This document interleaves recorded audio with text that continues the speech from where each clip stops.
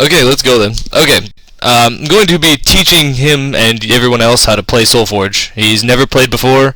I've played since the first day of the beta, and I created a new free-to-play count. This is assuming you're not going to be putting tons of money into the game. If you want to do that, I would find a streamer who's better than me.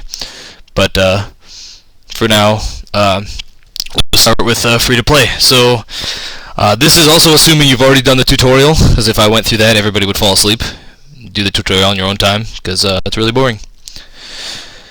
Okay, starting the first game, you start with two different decks. You have there's four factions. One deck is an Aloyan Necrom deck, and the other is a Tempest Utura deck. Let's see if I can go in the deck builder and look at them. Okay. There are four different kinds of rarities. There's a common, well, it's not uncommon. See, it's common, rare, heroic, and then legendary. You start with 0 legendaries, which is awesome. Just a bunch of decent cards, but nothing really good. The four factions. For each type, you can have up to 3 cards. So this isn't like Magic where you get 4. You can only have 3. See, this deck looks like it's based off of speed creatures and pumping creatures, so that's kind of interesting. That's the Tempest Utura one. And the other one is the Necrom Aloyan one, which looks a lot like Predator's by far your best card here. Looks like there's a little bit of buff too with the Battle Technician. Oops, I just took him out of the deck by accident. That's not what I wanted to do. And the generals, so based on your lanes, you do some buffing. And the rest of it just seems like some decent creatures, so I guess we'll start by playing a game against the computer. We'll do random for me and random for the computer. I'm gonna start with, I'm gonna go right to a hard computer because it's easy for me, so should have no problem beating him. Pick random. There we go. Now, if you have any questions, Cobb, go ahead and ask. It has happened before. Okay. Couple things about the creatures start in this pack. This is the Tempest Utura one. A lot of the Tempest is all just fast creatures or creatures that move around, and a lot of Utura are larger creatures or things that get buffed. This is an interesting card because it just shows you like kind of what SolForge is. This card is amazing at player level 1, which is your first time through. I should probably explain, you go through 4 turns and then you move to the next player level, and every card you've played levels up and gets shuffled back in. So in case you don't know that, it doesn't really explain that in the tutorial. But at player level 2, this card is a pile of crap, and at player level 3, it's a slightly better pile of crap. It's really bad. So basically you only play this card if you either have to, or it's a late player level and you need that extra power. So I'm going to start by not playing that card, because it's terrible. This is an interesting one too. It gets stronger at level 2. It's ridiculously huge, can kill pretty much anything at level 2, and then only a tiny bit bigger at level 3. So that's one that's not bad to play early, but you don't actually have to play it after that until later. So I'm going to start with the Shaman. He gives people aggressive, which lets you attack immediately when they come out, so starting with that's a good idea. And the computer only got to play 1 card, but Aetherhounds lets you play, it puts a copy out, so that's why he has 2 cards out. So I'm going to go with the Bear Riders here. I don't want to put either of these in front of the Hounds because the Hounds would kill them, and I want these to survive. Okay. And the computer immediately played the Prowler, which computers aren't very smart, so plays the card I would never play. Okay. I'm gonna go ahead and play Grove Huntress. When it comes out, you get to buff a creature, +1, +3, +5, depending on the player level. These get way better later in the game. They're a really good card. So I'm going to buff this guy 1 so he can kill the Prowler across from him. And then I'm going to put on another one and let him buff this guy so he can kill the guy across from him. That way I can kind of wipe the board and start over. Then before I do that, I'm going to give this guy aggressive so he can do some damage. And then we'll hit battle. Okay, so there's kind of a halfly white board. They still have a Hound and a Seedling left. Well, this is a just terrible hand. Oh, and he bolted my guy. That's cool.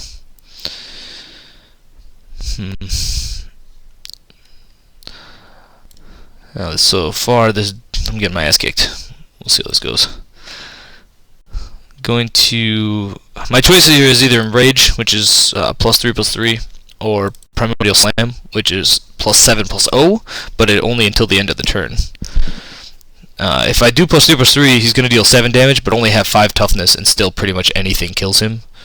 So I'm more looking towards the Slam to do the extra damage. It's kind of iffy here. Could go. Actually, I'm going to go with the Enrage because I want that later game. We can kind of bring the life levels a little bit closer there. This is obviously, I'm playing against the same deck that I'm playing right now, so. Okay, Wind Primordials are pretty nice. I get to move around, but I need to kill his on this turn instead of on the next turn. I'm going to put that down now. And go with the Bear Riders.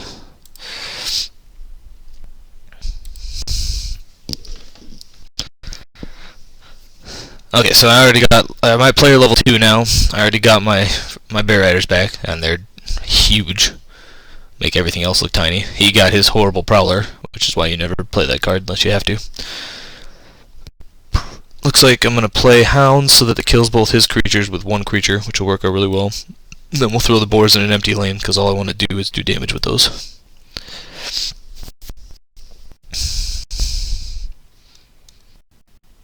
And of course he's going to kill it immediately. Okay, that's pretty amazing. This guy's going to come out, give me some health. I'm going to pump him up enough to kill that. And now he's going to have to throw something in front of it, and pretty much anything he puts in front of it will die, so that'll be good. Oh man, I'm definitely not doing well. Probably going to end up losing this game. Makes me look like an amazing player. Lose to the fucking computer. Okay. Jeez. Lose the computer playing the same deck too, which I wouldn't recommend playing these Boar Riders unless you have to. They're much better if you can get them aggressive somehow, like with this creature.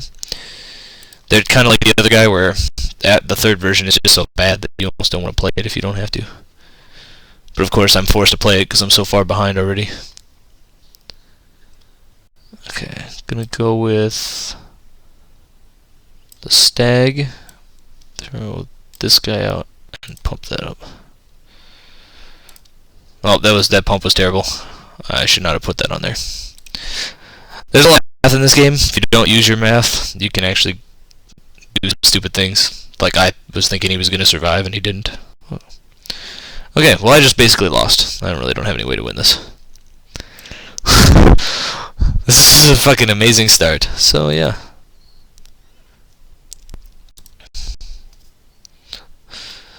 Play the dead so I can gain some life and hopefully have a chance to clog the board enough to survive for a turn or two.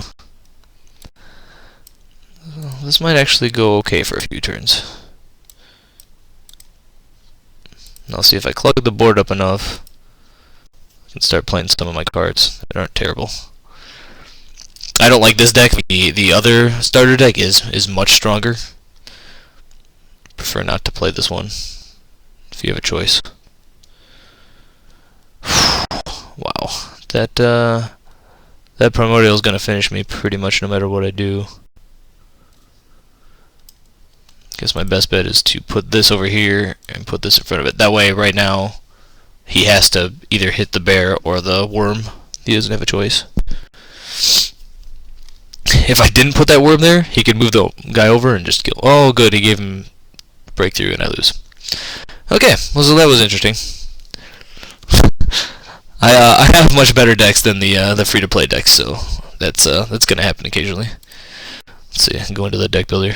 I almost wonder, I know I could make a better deck right off the bat, but I'm gonna play one game with the other one just to get an idea of what it looks like. It's been a long time since I played with these decks, and they've changed them a little bit since when I first played. So, any questions, Cobb, or just... Okay. Let's go computer. We'll go hard again. Let's see if I can... I'm going to play against the same deck, so at least we have different cards coming out there. Get the same one I just played before. Okay, so... Pulse Mage is minus attack. It's not terrible. Basically, the strongest card in this deck is a Predator. This will win you many, many games. So if there's a way you can get that out early, I would always suggest doing it. Every time something in the lane in front of the Predator dies, he gets pumped up, and he gets to move around. So if you move him into their weak creatures, you can definitely kick some ass. Works really well with this guy too, because you can subtract their health, or their their attack, I mean, and then move in front of them with the Predator. And your Predator won't die.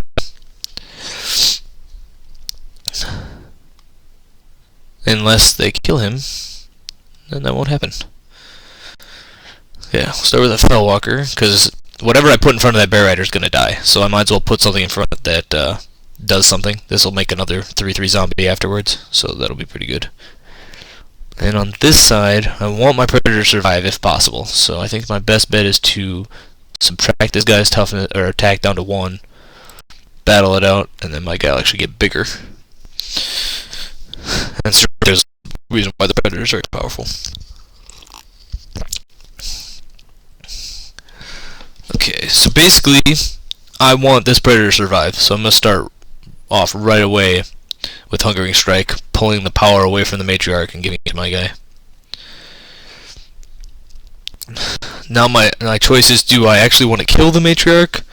My guy will get bigger, or do I want to move and do 10 damage? I think I'm going to continue to kill his creatures, that way, because if this guy gets big enough, he's just going to win the game outright. So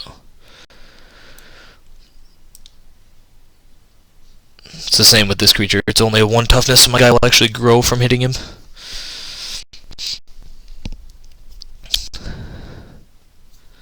Okay, see, this is just working out very well. Okay, so I can move over here and make sure that this guy dies. This guy is a pain in the ass. Like last game, it was kicking my ass.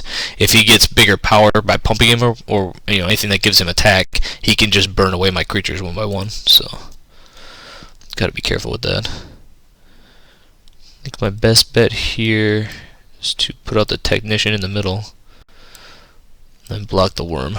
Technician gives all your creatures more power, so it's going to make my Predator very big.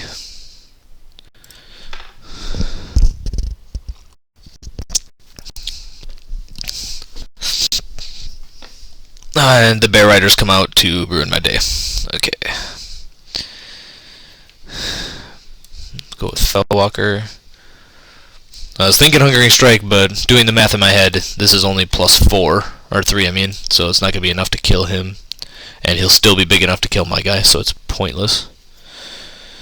I'm better off battling it out and throwing the Spark Bot in front of him.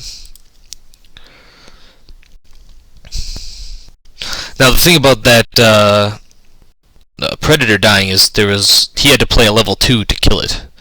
So that actually puts him behind, because that level he had to put a level 2 out to kill my level 1, which is not really what you want to be doing in this game.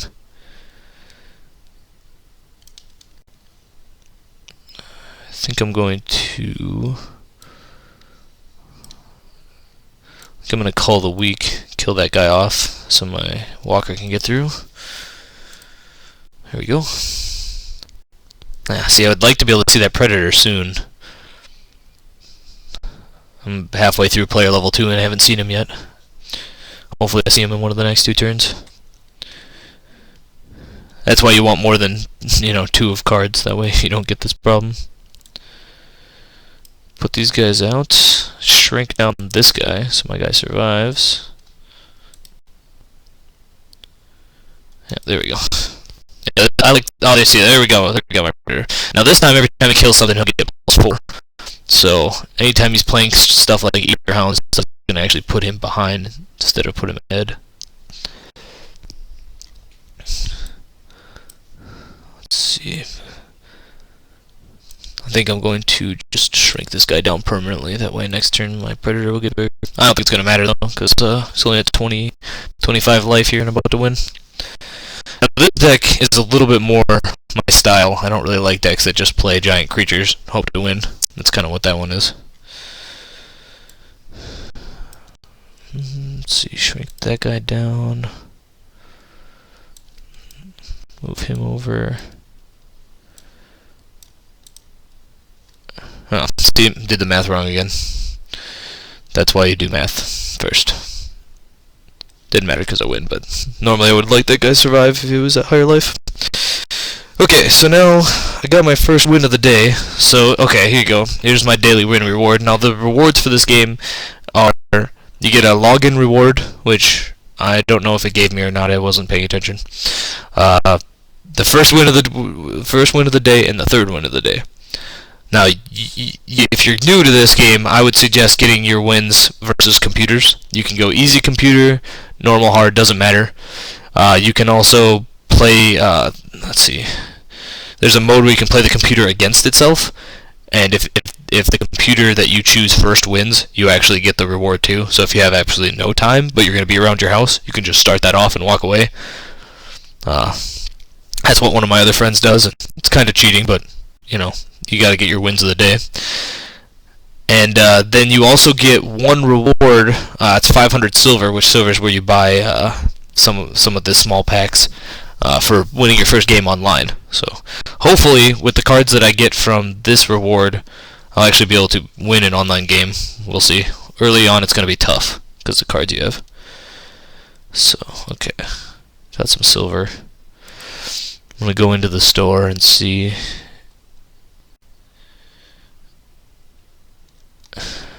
Okay, I'm going to buy a couple packs with the silver that I have. I can buy one, actually.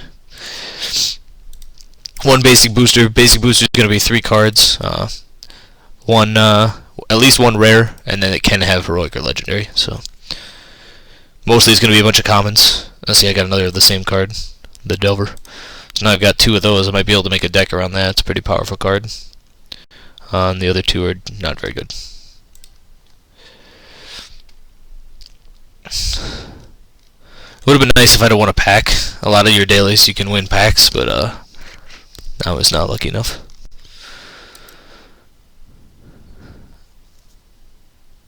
Go back to the play menu. I'm going to go to the deck builder. I'll see what we can do really quick.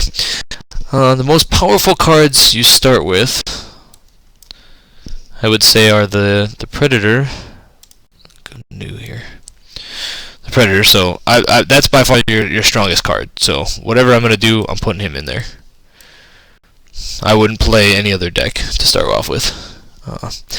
And then you have to decide what that's Necrium, so you have to decide what you're going to pair Necrium up with. So you want to decide either if there's a certain type of play you want, or, you know, a type of deck you want to make. Not really sure how we'll do that.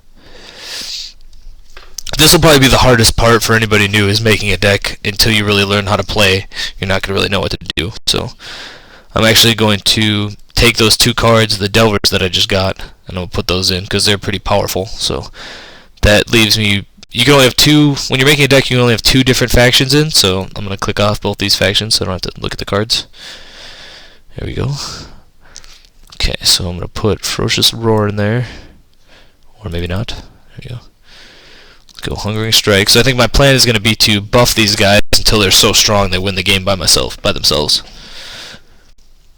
Grove Huntress.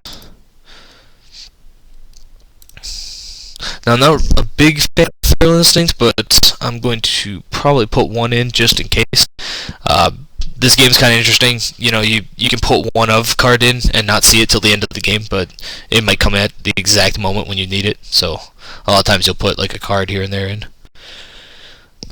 The really important one about this is not the pumping, but the breakthrough. So you can do extra damage over the top and win the game, kind of like the computer did to me in the first game. I'll put 1 of those in. Okay. Um, go with Grove Huntresses because they're pretty strong. A lot of what I'm doing right now is just kind of getting cards that I would normally use in draft because I've done a lot of drafting, and if the draft cards are enough to win me a draft deck, hopefully they can win me a deck or a couple games here. Let's see. Until you get legendaries, it's tough to win online. I just want to say that because whatever legendaries you get, you want to try to see if you can build decks off of them because they're very powerful cards. Okay, so I've got 13 out of 30, so I'm basically just going to have to throw half these cards in, because it's just not going to be a full deck without it. So I'll just start throwing stuff in. It's not necessarily going to be something I want, but just stuff I have to use. Now, Cobb, if you wanted to make a deck like this, you'd probably have the same thing, except for you would have no Delvers, because I just won those both from rewards.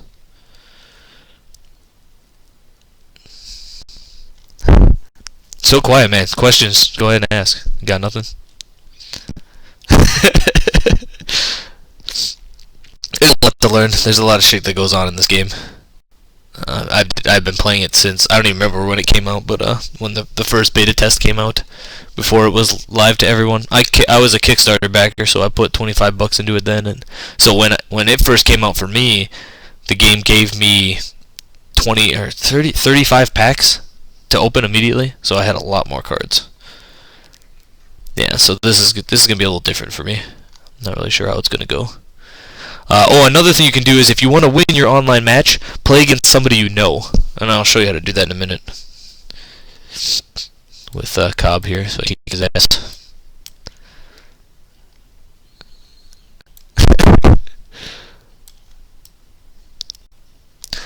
Let's see.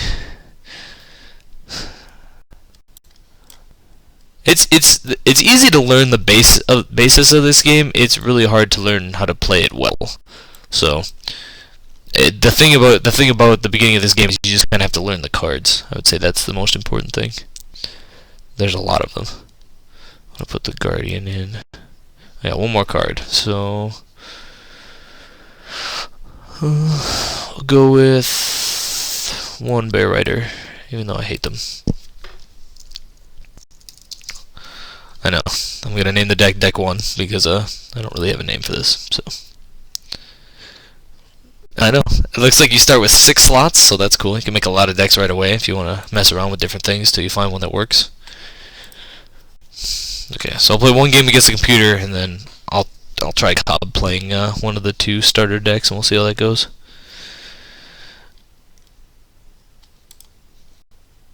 No, that's not what I wanted. I wanted select. Computer, hard, and then we'll make him play, I think this is the better one, so I'll play that one. Yep. Okay. Okay, so if our plan, and this is usually your plan in draft, is to either play giant creatures, because you don't always get what you want in draft, so if you have giant creatures, you just win, or creatures that get out of power, like that power up. So they just get out of control and then you can't stop them. This is one, every turn he gets +6/+6. So if you can get him out of range, get him, to like 18 or 20 toughness, somewhere around there, anything they put in front is probably going to die, and then he's going to get bigger on your turn. So he's one of those cards that can win you the game all by himself. So I'm definitely going to start off with him. Now the other option is, I want to level these cards that pump my creatures up. That way, when I'm using the Delvers and that one Predator, that way I can keep pumping them up. So even though this is only going to affect one creature, I'm still going to use it. I also played him in an empty lane. That way he doesn't get killed, and that way on my turn he'll get big enough before he attacks the first time that he'll kill whatever's in front, probably, and survive. Yep, just what I thought. Okay. Now we're coming up to basically the same. I'm gonna play the Grove Hunters here, and I'd love to pump the Delver more, but he's probably going to die on the next turn no matter what he puts in front. Oh, actually, the other side of the Feltwalker will probably kill him. So, actually, shoot. If I pump him up, The Delver will actually survive, so he'll have to throw an extra card in front. So I'm gonna do that, even though the infantry's not gonna die. Then I'll put this Delver in just to level him up. Oh, see, now I forgot about the Battle Technician. Okay, so the Battle Technician pumps everybody, so now he's gonna be big enough still to kill my guy. That's fine though. I'm gonna call my Delver out of the way and attack me through it. Okay. Now, no matter what, I'm putting something in front of this, because taking 10 damage is useless, so I'm going to put both small versions of the Hound here. And then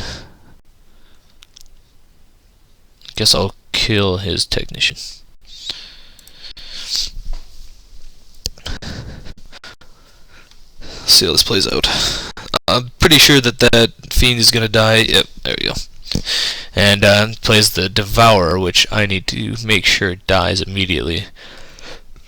So I'm just going to go with an infantry here and an infantry here. So no matter what he does, he's going to have a larger creature in front and it will kill it. Because I don't want it to get bigger.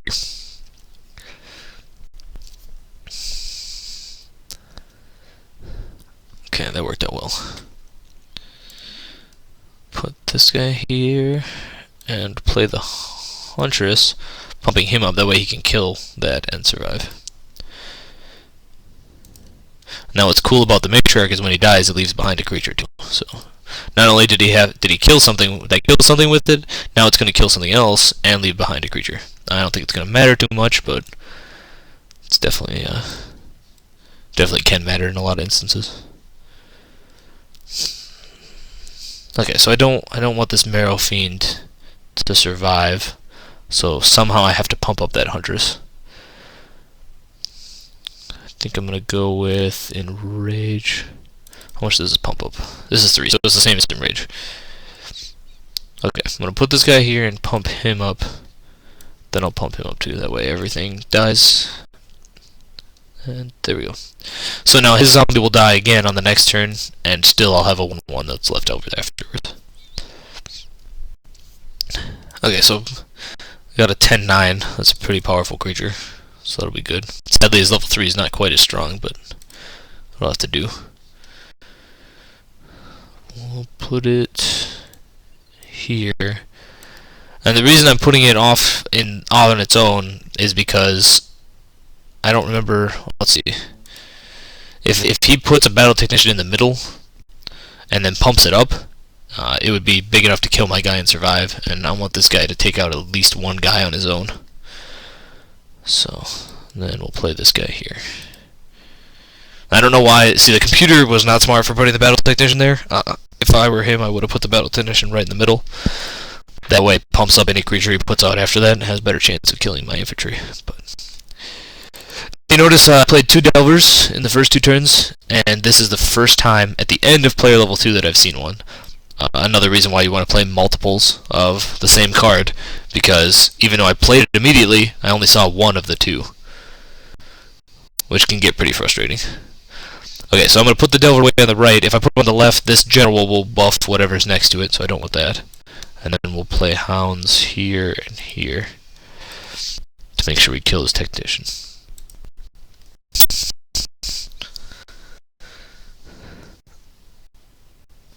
Just wait for the computer to take his turn. Okay, so he's going to shrink my Delver down and play his own Predator. I believe the best option here. So this is going to be tough because Predator, whatever I do to this guy is probably not going to kill the Predator unless I can pump him to 9. So that's 3, 5, 6, 7, 8. Okay, so if I want to, I can pump him to 9. That's probably my best option. This will pump all 3, so that'll be pretty powerful. And I'll give him the extra 1 just to make sure the Predator dies.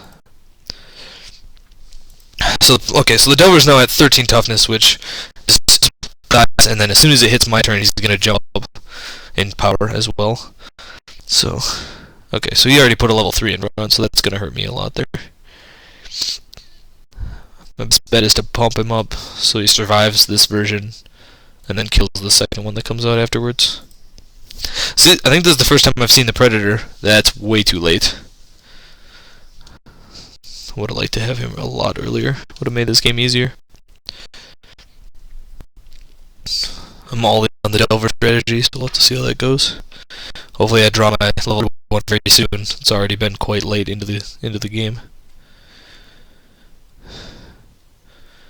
Okay, this sucks. Okay, so I'm gonna put whatever I put in front of that zombie on the right is gonna die. So either I want to level a low-level card, or play something like the stag so I can gain a little life in the process. I think that's what I'm gonna do. Gain a little life there. And I'm gonna battle first before playing. That's another thing that people when they're new to the game don't really remember to do. If I battle first, the tactician kills my guy here, and that lets me put something else in front. If you would have put him down first and then battled, I would have taken 14 damage on his turn. This way I can minimize that.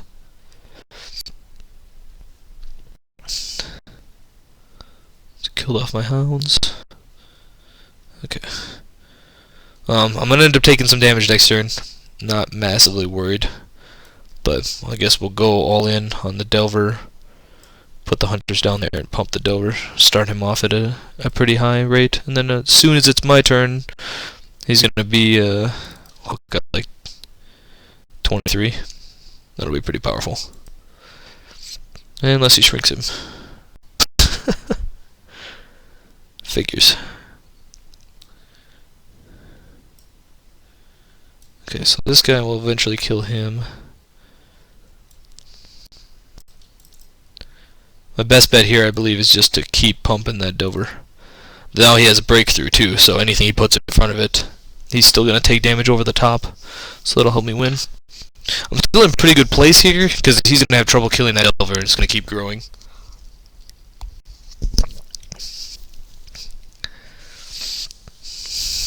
I'm not really drawing what I need to draw here to win, but I think I'm just gonna go all in on the Delver and see how that goes.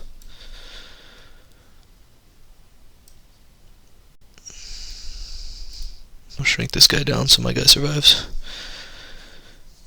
Okay. Now he's got a 20, but I got a 27 with breakthrough, so hopefully that's enough to now if he moves it over, that would be amazing for me. Yep, there we go. Okay, so I'm gonna kill off his guy and deal damage, so that's the game right there. There's nothing he can do. Now pretend this guy had, you know, twice the power. If I hit battle right here, we would both die. But the way the game decides if you win or not is based off of who has the most life after the battle. So if I were to hit battle here, say he had 28 power, I would die for 0 and he'd be at negative, and then I would end up winning. Since it's my turn, I can just throw something in front and then hit battle.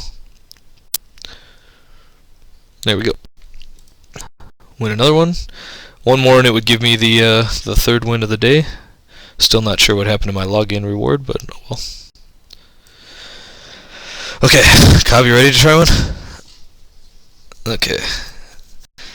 If you're looking to play against a friend, it's one of the options in here, so you just go pick your deck, choose online friend. Always choose, if you're playing against the person, especially if you're talking to him, always choose untimed. If you're ever playing against people you don't know, and you've got enough time to finish the game right now, always choose timed. Just always do it. Because what will happen is if you choose untimed, is people might walk away from their computer for an hour, and then come back and play their turn later. But if you choose timed, everybody has 20 minutes to finish the game. You have 20 minutes on your turns to finish the game. That way, the games don't take more than 20 minutes no matter what happens. Usually in timed games, they don't go anywhere near that long, but it just makes sure people are gonna, basically if you're timed, you're gonna sit there and you're gonna play the game out till it's done. That's what that means. The untimed, if you need to search for somebody, go ahead and search on your Steam friends list, and you can go challenge. Now he'll get a little thing that pops up here that says he has a challenge, and he'll just have to accept it.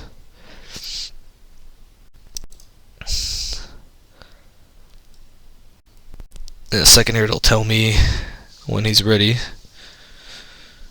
when he gets into it.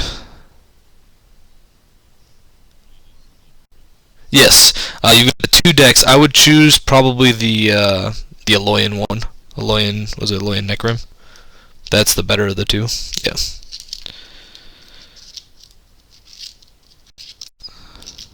Okay, and then I'm going to kind of walk you through as we play, so if I think you did something that I would never have done, I'll let you know. Let's see if we can make you a better player. Any questions about cards, and I can answer too, because I'm pretty sure I know all the cards. Okay, so I get to go first. When you go first, you only get to play one card. That's the penalty for going first. So I get my card out there first, but I only get one. So I need to choose one that I really want to make sure it gets out there. This hand doesn't have anything that has to be played, so just choose zombie and skip my turn. We'll see what Cobb's got here.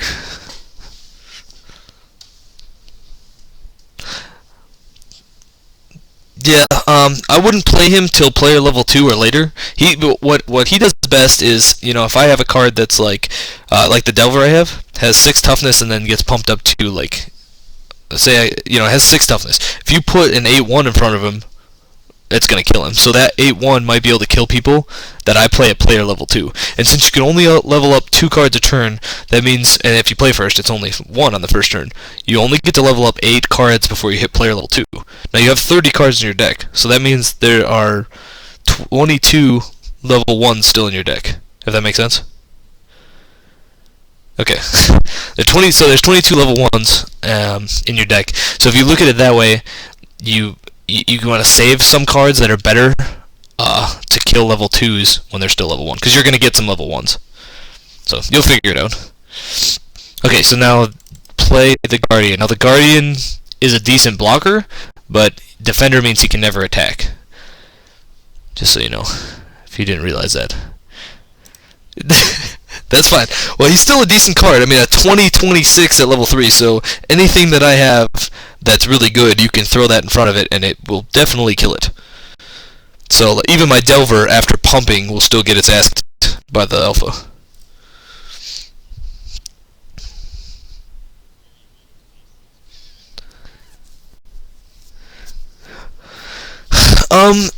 If there's nothing going on here, it doesn't matter too much, but there are cards in the game that have to put something next to something else. So if you're afraid of me playing something like a lot of people play, there's a 4 or 5 that puts out a 1/1 next to it. So a lot of times, if you're afraid that I'll do that and you don't want that next to it, you might put it in the lane 5 all the way on the right. But at this point, if you're a creature that can move around, you might want to put them in a middle lane. But otherwise, you just throw them in a lane, basically. Once you get into it a little more and you know all the cards in your opponent's deck, there's some strategies to where you put them. But at this point, it's throw it out there and see how it goes.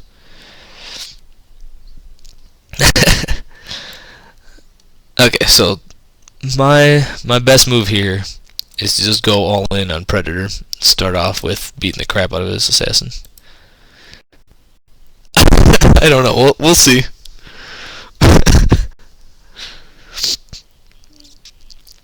Yes. Well, they're gonna trade on the right side, the right 2, but the Spark Blade's gonna lose to the Predator. I would say advice to you: kill the Predator. Level 1 Predator is not super strong, but level 2 and level 3, the first thing you can do is kill that Predator. Like the first thing you need to do. That's gonna be your priority number 1. So remember, you can battle first and then play something down. Now the problem with the Predator is the Predator also can move 1 spot to the left or spot to the right. So the only way to make sure, if you wanted to kill him, you have to play something in front of him on a turn where he's going to attack you. You notice that your creatures do not attack the first turn they come out? Okay, so now my creature's pretty safe because yours is going to attack into mine. It's going to pump mine up, and then I can move it to the left or the right, or leave it in the middle. So there's no way you can absolutely block it. You see what I mean? If I can move mine to the one to the left or one to the right, you can put a guy in any of those 3 spots, and I'll just move to the empty one.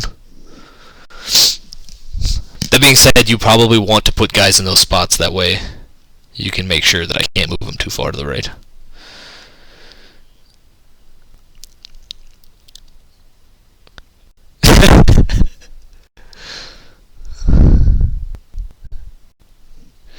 Yeah, that might take a little bit. I'll show everybody my cards so they can kind of get an idea of what I'm looking at too. I've got a pretty easy hand. I'm gonna probably level this guy and this guy. It's also possible to play this card if that 1 extra is what I need. This 1 extra right here is what I need to kill something, or to keep it alive. Okay, General's very good. Yep. So you pumped your guy up, so now he's gonna do extra damage. So that's good for you. There's a big downside to doing what you did, and I'm about to show you, but.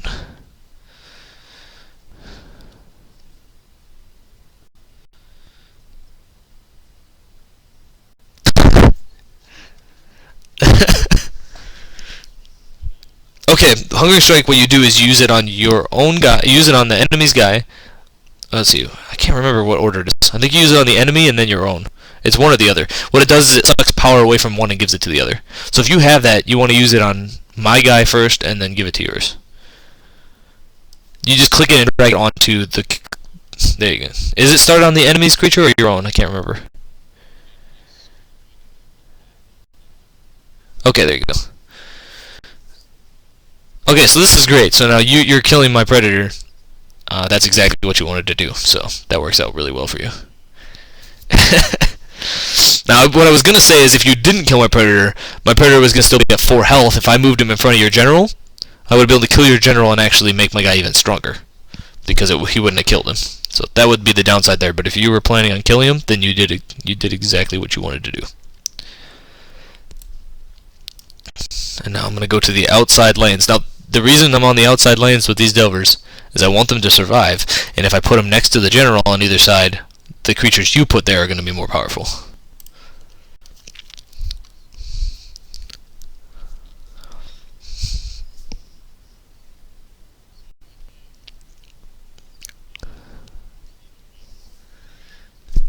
Yes, absolutely. It'll just straight up, I believe, call is 4. Kills anything with 4 or less to start off with. I don't remember what the other 2 levels are, because in constructed play, tournament play, stuff like that, it's a fairly weak card. Okay, so yeah, basically, it's going to kill the Delver at all levels if you get it out immediately. But the Delver's always going to grow higher than that if you wait too long. So that's the downside to that card. You have to have it when you need it, which makes it pretty tough.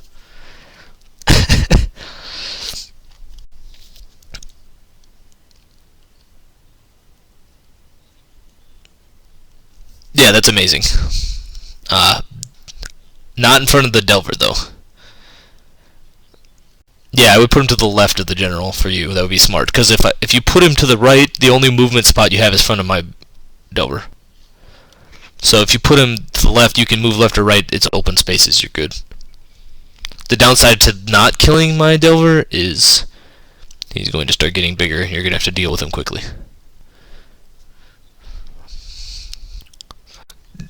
No. Nope. He would have been a 5/5, so even if you'd have placed him in front, my guy still would have survived by 1. So yeah, there's not a whole lot you could do down there. I would have done the same thing, because the Predator is just too important. It's about to go the other way, though, here, so...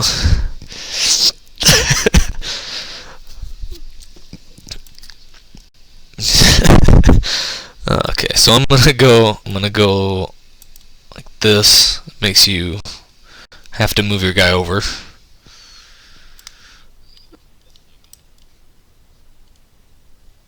What? What do you mean? No, it does not count. No, that's an ability that they get to do. So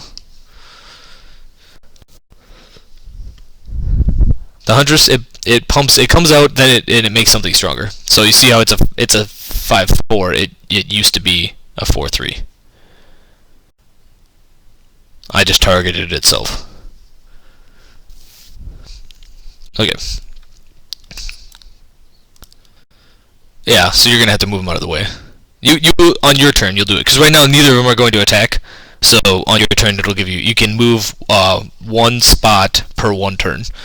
So you can only move 1 spot right now, and then what I'm going to do is I'm going to go all in on the Delver and shrink your dude down. So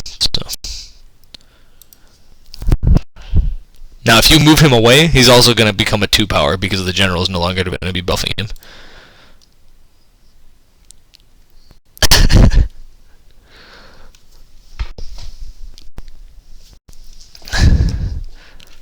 Now my hand isn't too good, but definitely use this.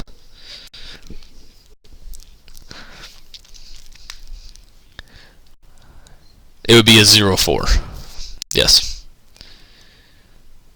Correct, and then your guy would kill him and get bigger, which would be kind of annoying.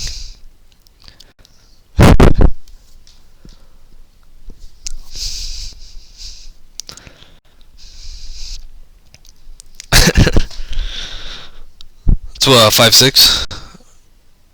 Okay, not quite strong enough to kill the Delver. 6-5. I would play that in front of the Delver. Then you could kill him. My Delver's going to attack into it, though. Yeah, but they'll both die. They do the damage to each other, so...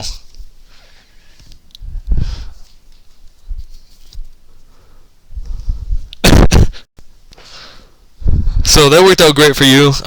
Quite annoying for me. I'm gonna make sure your Predator does not survive this turn. Yep. And we'll go with... Oh man, I want to be able to kill your General, but I don't want to play this card. It's terrible. And my only other choice, I guess, is to put the Guardian out there. Okay, now your Predator's dead. I can move on.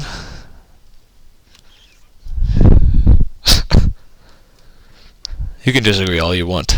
It still happened.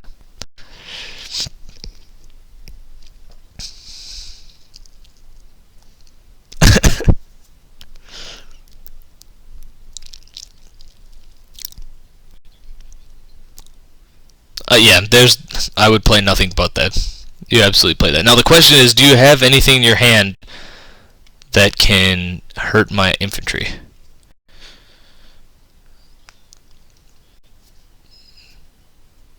Well, okay, that would kill it, but it would kill your guy too. What I'm saying is if and I know you probably don't with what cards are in that deck, but if for some reason you had something that did 3 damage, so you had a Uratani bolt or a Tani bolt or whatever it is, does 3 damage to a creature. No, you don't have one right now, but if you had direct damage, you could put your Predator in front, direct damage my guy, and your Predator would grow before even anything attacks. That's why the Predators are so good. No, you can't do anything right now. I would probably put something small in front of the infantry with enough. But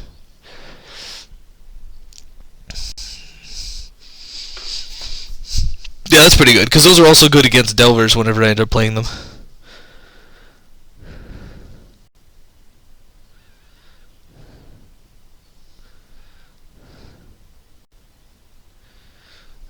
No, I would play nothing but the Predator. That's your best card by far.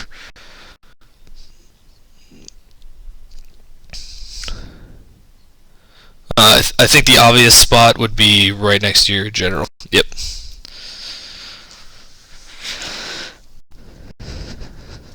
Okay.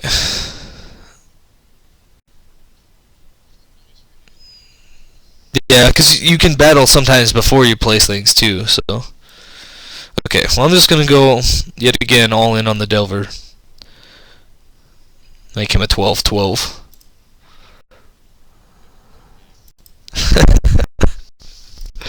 Slightly bigger than yours, so if you want to move him over and throw your guy in front, I wouldn't mind.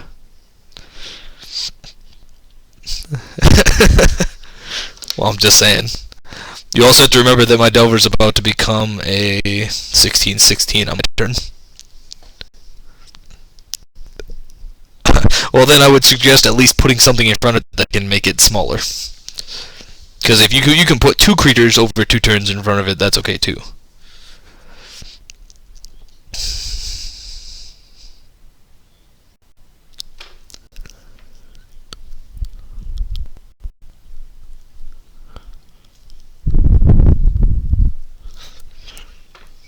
I would say it wouldn't be bad, yeah. If it's gonna die anyways, that's the most damage you can do to it. That'll make it so you only have to have an 8 attack thing next turn to finish it off.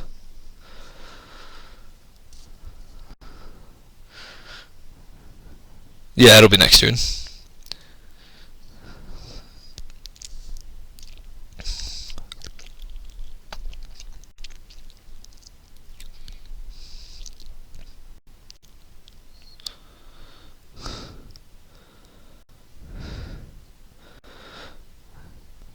Pumps him up +3, right? It's a level 1 technician?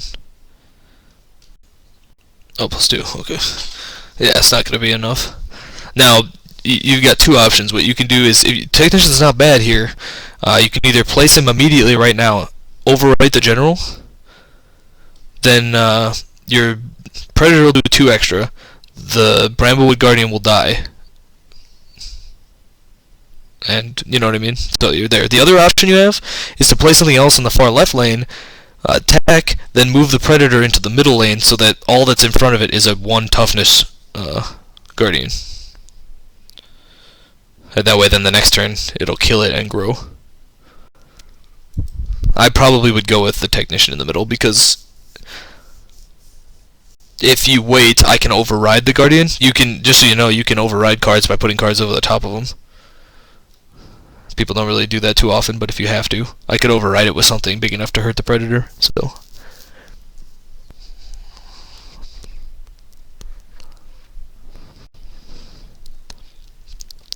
yep. But if I override on your turn, or if I override on my turn with a creature, you have to have something to attack into it. Otherwise, it's not going to do anything. So if you put your 3/7 in front of there and pump all your guys up, right now you'll just be doing extra damage, and if I put something in front of your Predator, you'll still have a chance to move it away. That's what I would do. And you're going to do 11 damage to me right here. And you'll also make my Delver smaller when it attacks, which is good for you too.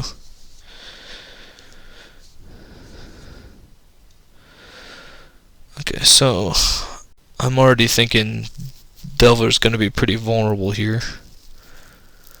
So I think we'll just try to level this one. Oh, okay, so this was a bad play for me. I definitely should have sucked the power off of something else, because now both things are dying. See, if I had taken the power from the Battle Technician, they'd have killed each other anyways, so that was a dumb play. That's me not paying attention. It's gonna die, but it kills your guy. What I could have done is taken the 3 from your Battle Technician, and this trade would have still happened. But instead, I took it from your Predator, and that was kind of a dumb move. Now, you want something with 6 or more power right now, if you can, because otherwise my Delver's gonna start to get big again.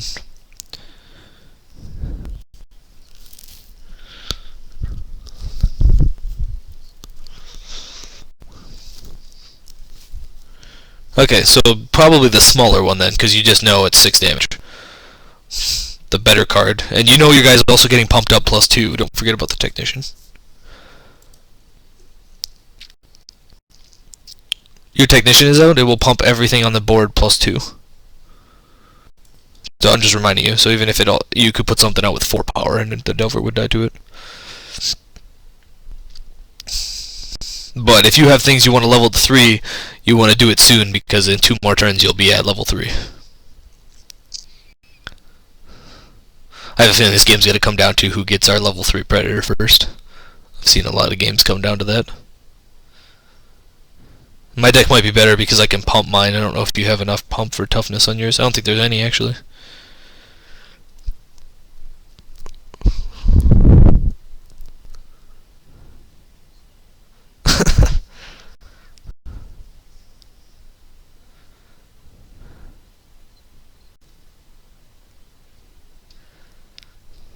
Basically, throw the smaller one in front of the Delver and throw the bigger one in an open lane.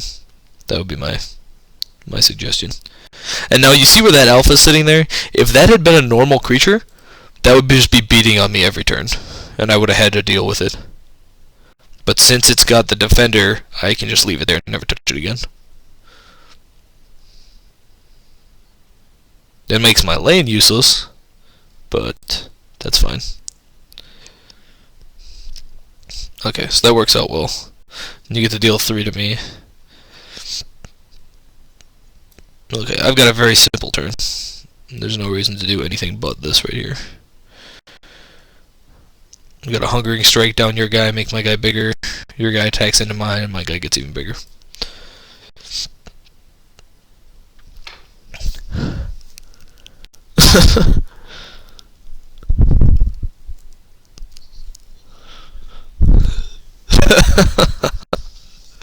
Did you get all 1s? Well, the decks suck at first, so...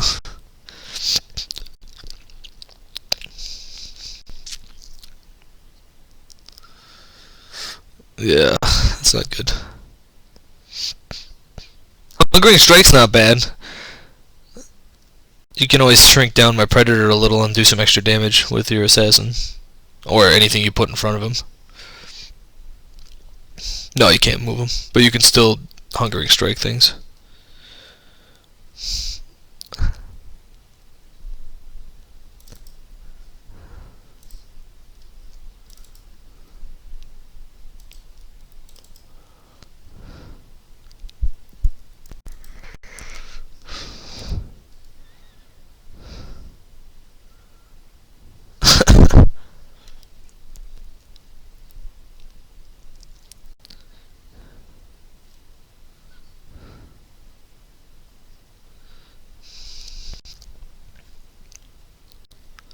If you're afraid the Predator will kill whatever you put out, I would put it in the far right lane because it would take me 2 turns to get over there.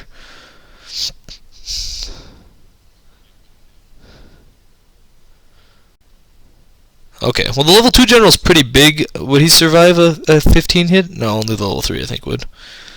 Okay, so that's... What does he have, like 6 power? Yeah.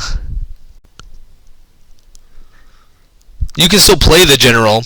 You can still play the general off. Yeah, but that thing's not gonna hit me anyways.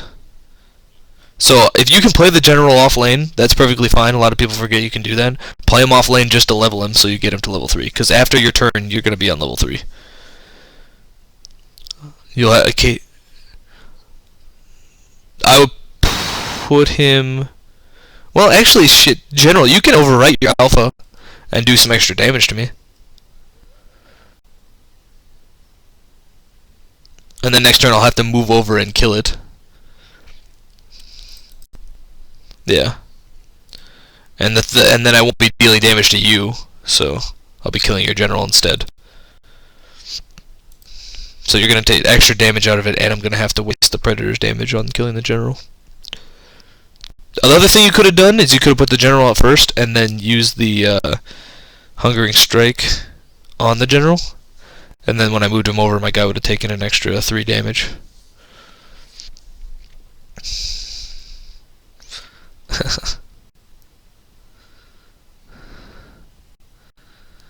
Okay, so now my choice is to kill that, or let it just pump that guy up and keep dealing me damage. So I feel like that's a pretty simple choice for me.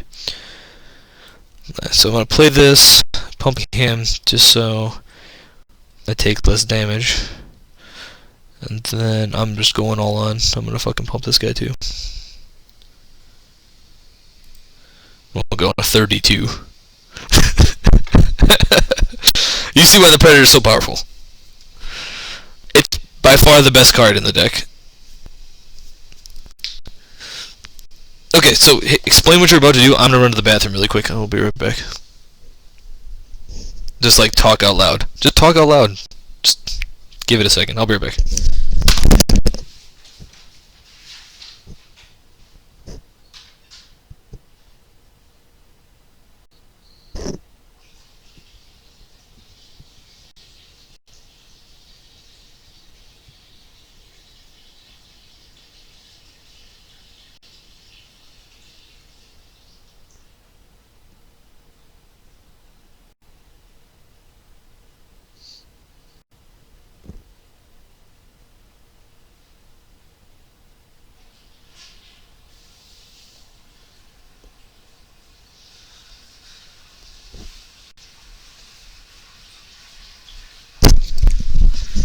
Okay, I'm back.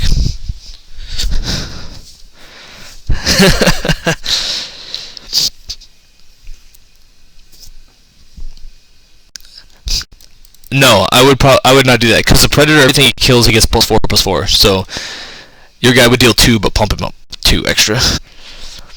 You want your highest power guy in front of the general because you need to kill this within like 2 or 3 turns before it gets so big you have no chance. Okay, so yeah, that's by far what you want to do. Yeah, so you can bring my guy down to 3 health. Now you're going to take 32 the next turn, but you're going to bring him down low enough so any of your creatures can kill him on your own turn. Now if you had a Hungering Strike right now, it would be perfect. Even a level 1 Hungering Strike right now would be perfect. because you could take 3, and that would be all you needed. Yeah, but I would probably put him as far away from my predator as possible. Or, your other option is to put him right next to your alpha, so if I do move my guy over, I'm stuck between 2 things that kill him. So that puts me in one spot. That's probably what I would do. I would put it to the right of your alpha. So my guy's going to be a 32-3. So...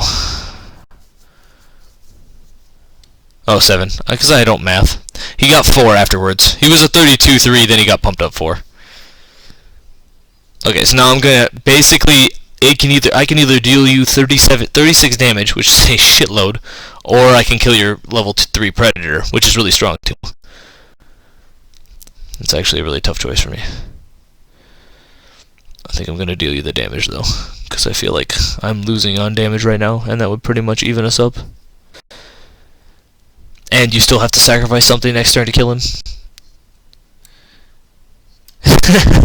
Okay, so I'm going to go infantry and delver. Now, my infantry matches your predator. The problem is your predator gets to move, so that's not going to help me. And my delver happens to be bigger than your assassin, so I'm going to deal 36 to you and then pass the turn back. And now I'm winning by 1 point. See that?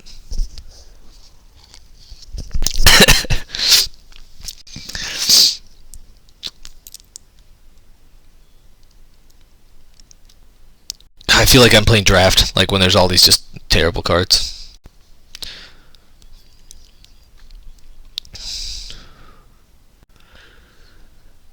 You can put it in front of the Delver though, because it would kill it and survive.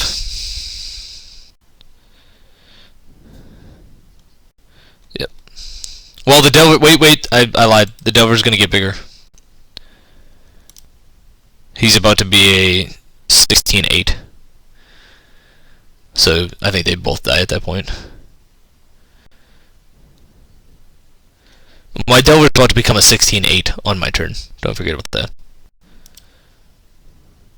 So anything you put in front of it is probably going to die too, unless it has more than 16 health. Yeah, so basically what you do is you put things in front, you put something in front of the Delver, you put something in front of the Predator, and you move the Predator, your Predator out of the way, and you deal me 14.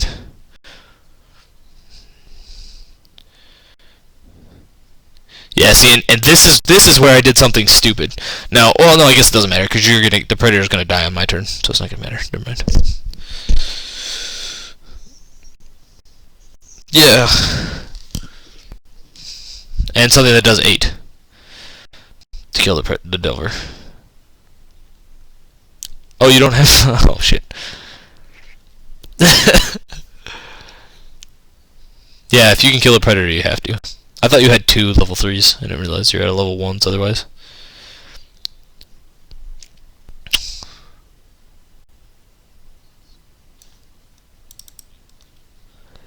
Yeah, see, we're gonna have to. We definitely need some extra cards, so we have to start winning some dailies because the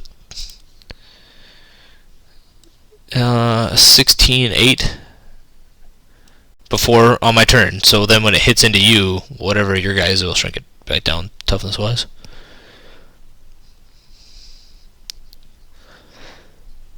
Yes.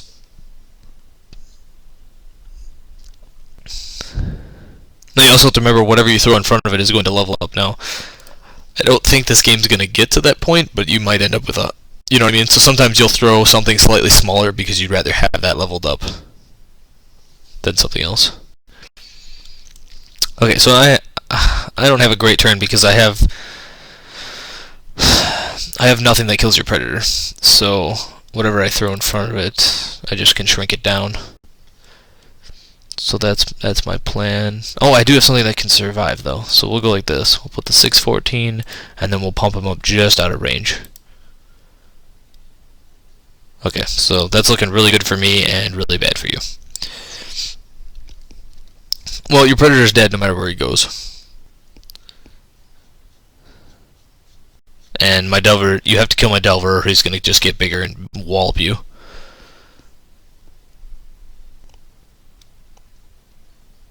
See, that's one of the reasons why I put those Delvers were by far the best cards I could have grabbed early, because they just can win you some games.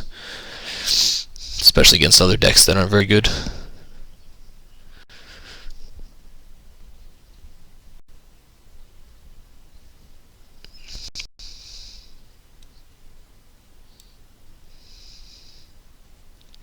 Okay, so you can put something in front of the Delver, anything, doesn't matter what it is.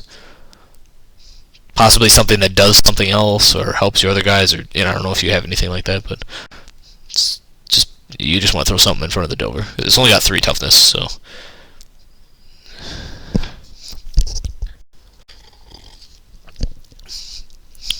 And yeah, that's not gonna matter. Yeah, you have to have something with at least 3. That's fine, or you could do anything else. I don't know what else you have in your hand, but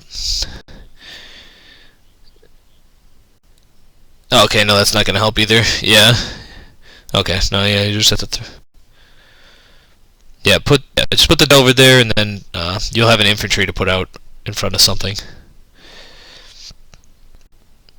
Put something in front of the Delver. I mean, yeah, that's what I put. Yeah.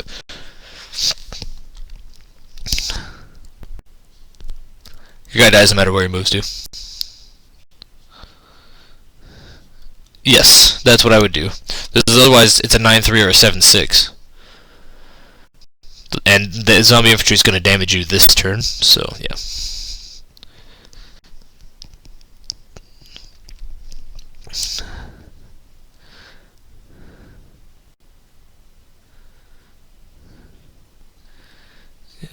Either the Bramblewood or the Hunters. It would kill either one as long as I don't pump them up somehow. If you want to be sure it kills something, you better put it in front of the Bramblewood, because even if I pump it up, it's probably still going to die.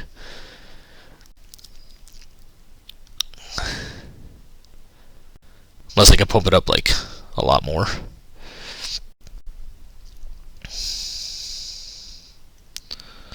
Okay, so I'm playing the Predator. That's not debatable. Then my plan here is to battle first and play hounds here and there.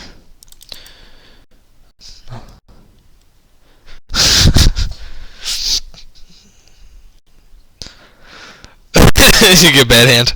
Yeah, when you get a bad hand at player level 3 versus somebody who got a, when you're already behind, they can just put the game away.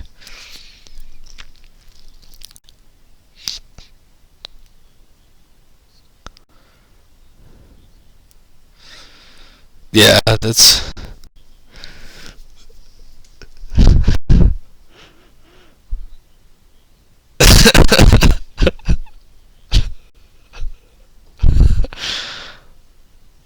Yeah, you shrink him down to a 9 toughness or 9 damage.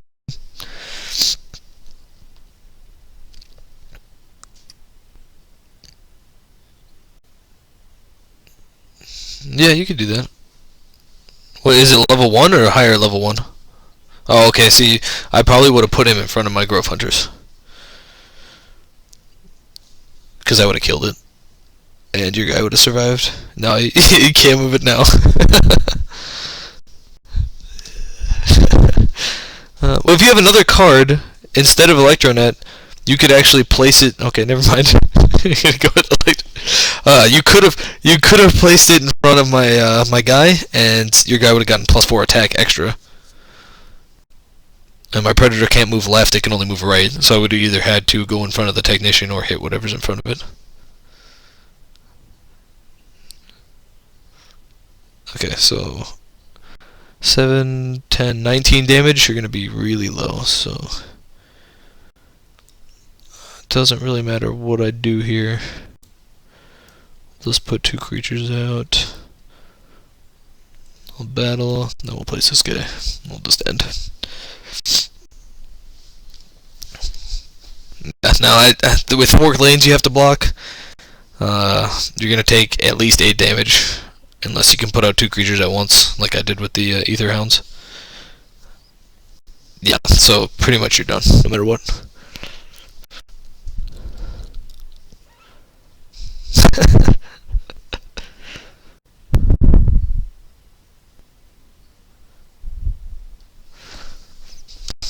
Yeah.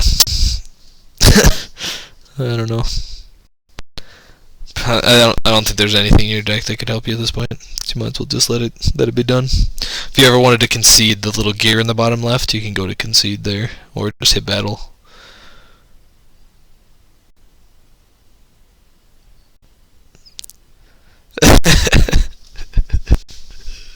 I mean, I've done it before. Just make you feel better. Prolong your death for a minute.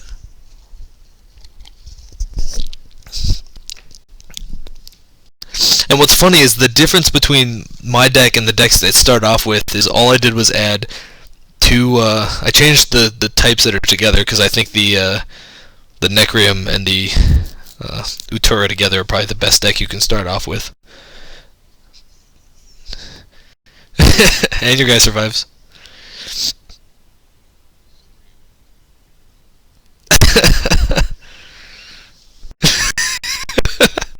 I just want to remind you. Don't want you to, not notice. Okay, so I gained an event ticket, which is pretty cool. We get enough of those, I can do a draft or a tournament and win some extra cards. Draft is best because if you don't have good cards and you draft, you get to keep everything you draft, and then you can try to win with a deck that isn't cards that you own. So hopefully at some point I get enough of those. And then here's my first online win. That's going to be 500 silver. Here's a very, very cheaty way to get your wins. I'll show you very quickly. If you have somebody, you have to have somebody else you want to play against. So I'm going to start a game versus you, Cobb, and just accept that. Start a game against your opponent, and then it's being slow. Okay, so now it says ready to play. As soon as you get into the game, I can sit here, I can concede, and give my opponent their first win of the day, their online win, at least. Give it a second. I can't remember if you have to play a turn, or if you just have to quit out, I'm not sure.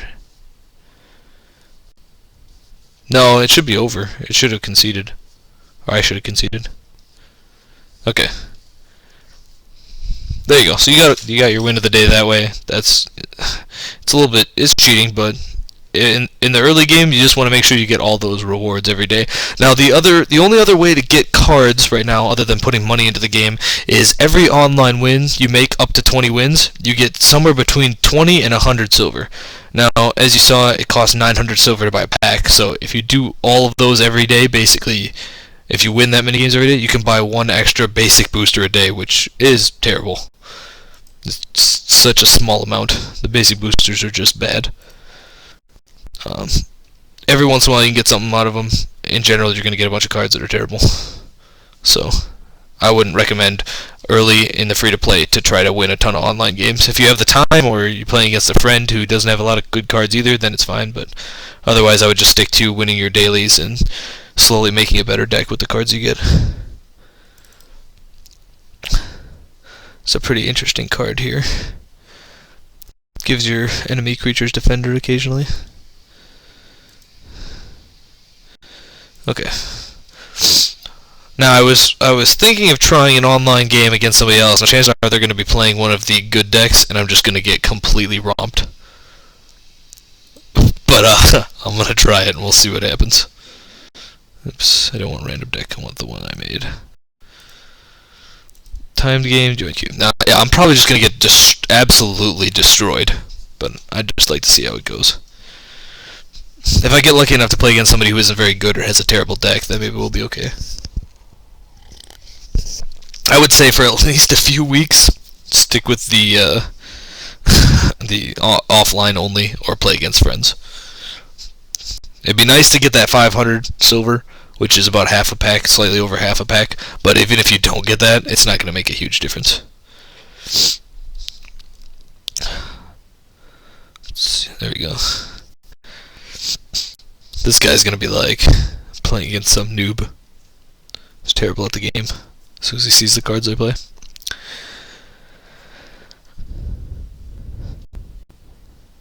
Hopefully this guy isn't really, really slow.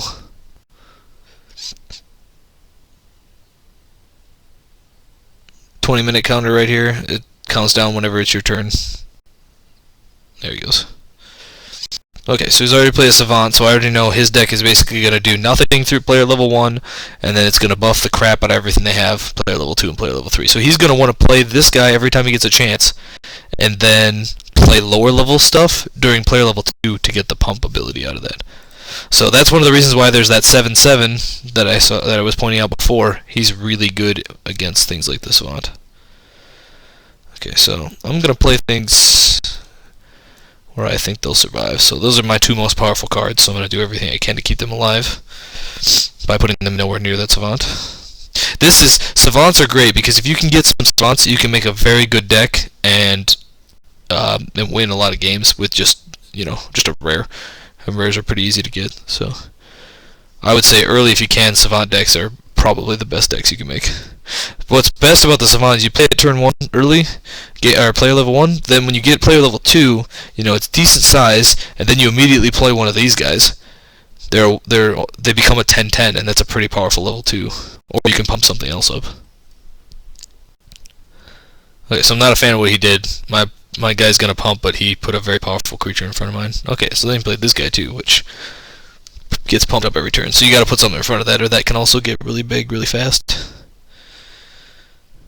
It's not looking too good for me already. Okay, so this is my favorite part about the Predator. Put him in front of here, so they share lanes, and then call the weak this. Well, my Predator is now a 7/7, and now gets to attack. It's a very fun play. I'm gonna go like this so I can gain some life back. Okay, so now I already have a 7/7, which is pretty nice. That's gonna cause him to my Predator will probably kill one more thing and then die the turn after that. I can probably get 7 damage in between though. If he spends 2 cards to kill my Predator, then that's possible. But that's fine, because then he's spending more cards to kill my Predator. If he doesn't hurt the Predator too much, I may just go bump him +2, 3, bump him +2, put him up 5, which might be really nice. Okay, so his deck is... I don't know what his deck is, to be honest. He's now playing this card, which this card wants you to fill all the lanes with small creatures. Because if your lanes are full when you put him out, he gets very, very big. He actually starts as an 8/8, 16/16, then a 24/24. So he gets +12/+12 here. As a 12/12, which is a lot of 12s.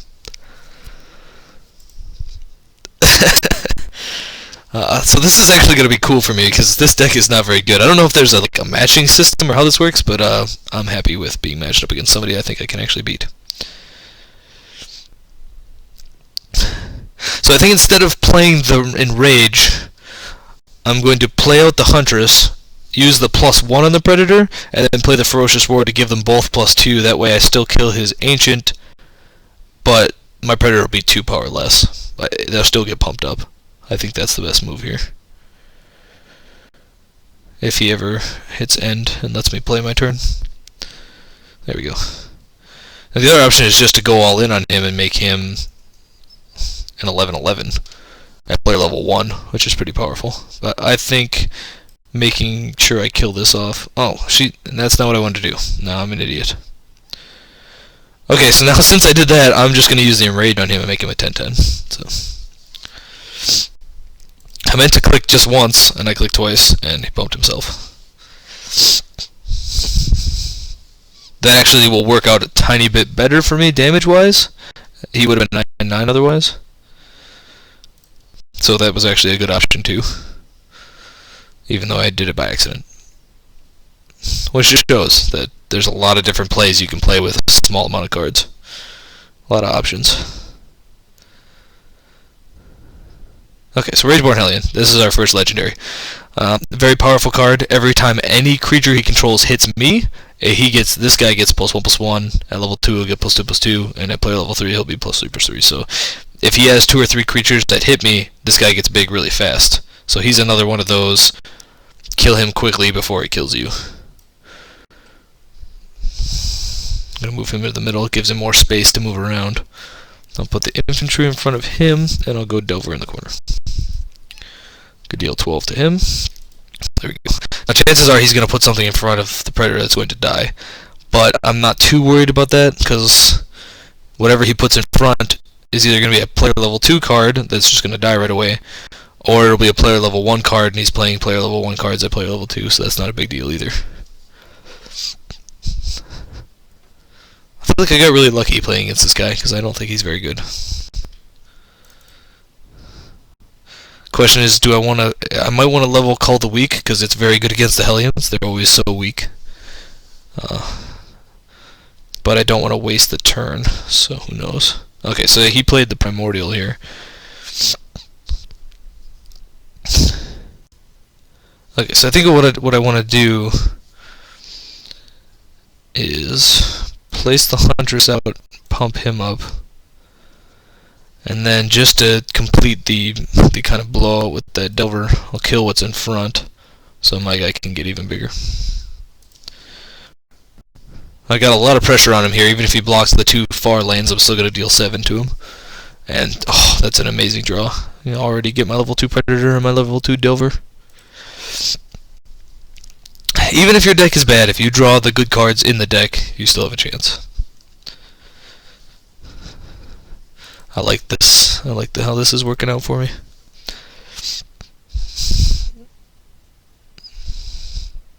There's going to be 5. Okay, so Hunting Pack, one of the worst cards ever existed. You have a 50% chance to create a copy every time you put it out, and he got 3, so not bad. Most of the time when I play it, I get just the... Oh, he got all. There you go. Usually when I put this thing out, I get the 1 in the lane I put it in, and nothing else. And it makes me sad. Okay, so I love when people put Hunting Packs out before I put the Predator, because now they had no idea. Now I'm just going to eat all of his stuff and grow bigger. So that'll be fun. Deal some more damage and move on. Okay, so the Enrage right here, my best bet is to keep one of these, probably going to go on the Predator, because the Predator is actually going to be a 10, actually it's going to be a 13-10. So if I pump him up even more, it's just going to get really hard for him to kill him. Then probably what I'm going to do is, it'll kill this Hunting Pack, I'll move him over to the other Hunting Pack, kill the other Hunting Pack, and just make him bigger and bigger, while pumping him in between.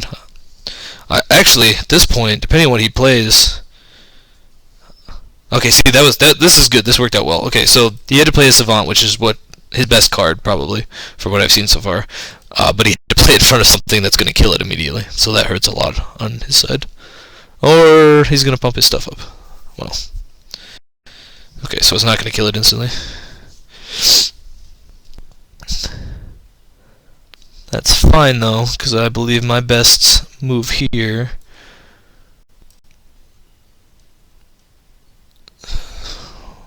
I was going to pump everything up, but now I'm not sure if I want to do that.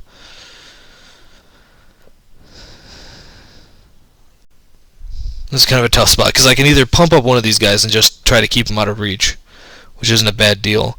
But either way, his Savant's going to survive, and so if he plays something small, he's going to get to pump up something else. So he's probably going to kill probably my Predator and my Delver. It's very possible.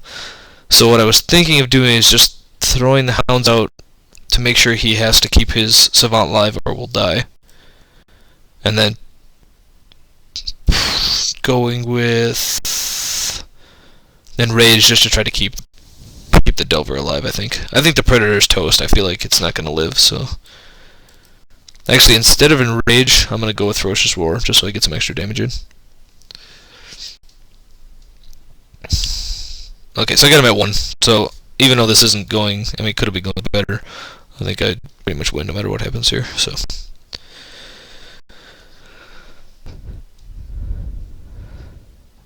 I don't really know anyway, like, unless he can put on another Hunting Pack and block everything I have, he just loses here. And he was lucky with the first Hunting Pack, chances are he's not going to be lucky with the second one. There's a card that's similar, the one I use, that puts a 3/3 out that makes a copy. I would use that one over the Hunting Pack, because it always gives you a guaranteed 2, plus it's a slightly bigger card. These start as a 3/2. See, there you go, it only made 1. Yeah, it sucks for him, because now he's going to die. All I had to do was make at least 2, and he'd survive for a turn. But, it made 1, which is why that card's terrible. Basically, don't play this unless you have to. Even, you know, the Hunting Pack is even bigger, so, let's see, okay, so I'm gonna get a tiny-ass reward. Okay, that was actually big. Normally it's between 20 and 100, so I got pretty lucky on that one, but... a lot of times it's nothing at all. And that's still not even close enough. That's, you know, 1/10 of buying one pack that has 3 cards. so you're not going to get cards very fast that way.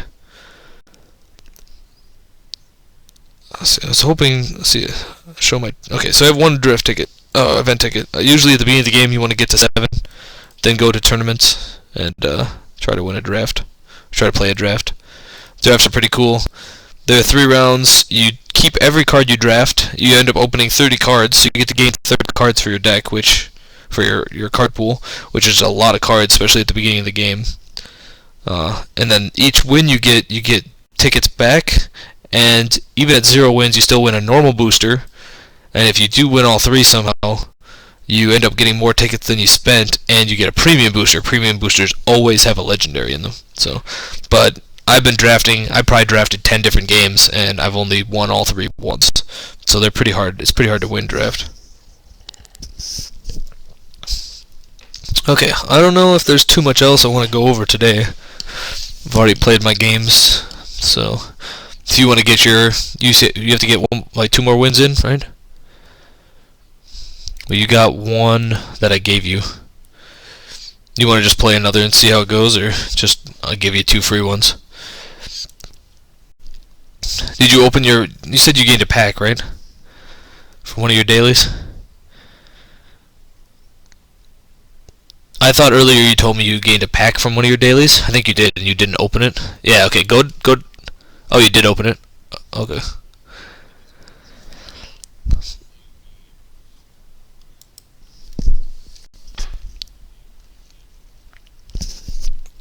So whoever you're playing has probably quit.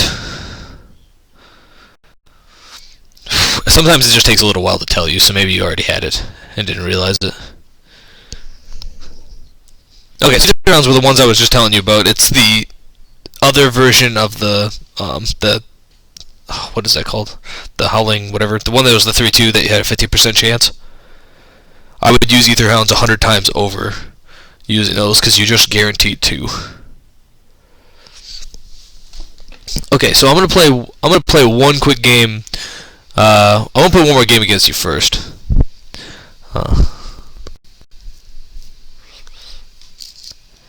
Okay, well, first thing I would do is make a deck like mine, because I believe, and this isn't for sure, no matter what, but I think, yeah, first, I believe with all the cards you start with, the best deck you can possibly make is either Aloyan Otura or, well, I would think Necreum. I think you have to go with Necreum Otura. I think that's the best. So I pretty much any deck I make would probably start with those 2. It just lets you play the Predator, which is the most powerful card you start with. You saw you can win games with the Predator, no problem. The easiest way to find it, I was gonna say, is sort by rarity. That way you can see if you won anything from your other packs too. Because heroics are gonna come up at the top then, and you only start with 2 heroics. Okay, the green triangle is common.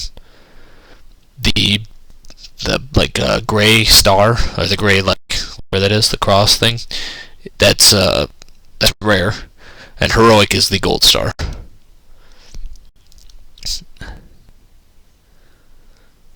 Okay, so you gain a heroic from your pack too, because you get at least 1 heroic in every pack, any bigger pack.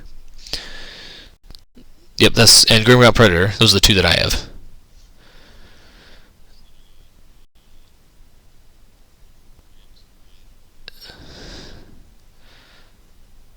Oh, I don't know what that is. What? Give me like its ability, because I'll know it if you tell me what it does. That's the Zombie Lord. Actually, that card it's for zombie decks. So if you'd like to make a zombie deck, that's what that card's for. You might. I mean, you should have some zombies. The Fellwalkers are too weak for that card. Actually, I don't think you start with enough zombies. You just have a couple zombie infantry. Yeah. So, other than that, I probably wouldn't play him. No. Yeah, he's not. He's basically what he does is gives all your zombies regenerate. So every turn they gain some health back.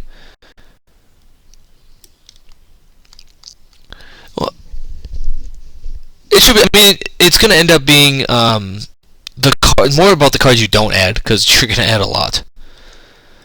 Let's see, let me load my deck up and tell you what I didn't add. Okay, I didn't add any of the Bear Rider. I added one Bear Rider, I think. Okay, I put all the Ether Hounds in. If you, because you have Ferocious Roar. Ferocious Roar with Ether Hounds is a lot of fun. That you put two, 5/5s out immediately, which isn't very good. But then later in the game, especially if you have anything else out, those all get pumped up too. So that's pretty good. Basically, what Ether Hounds are then is they're your, put things in front of things with low toughness so you can finish them off, or put them both into open lanes so they have to block two separate things.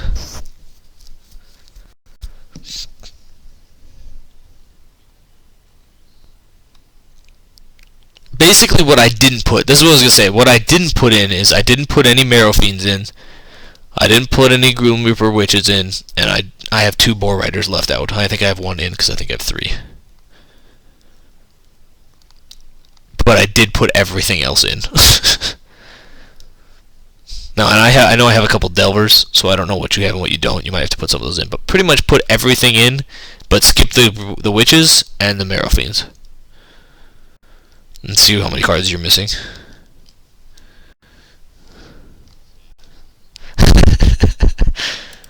Okay, so I'm gonna make a deck of the other 2 colors and see what I can do. That you're probably gonna win, but let's see how it turns out.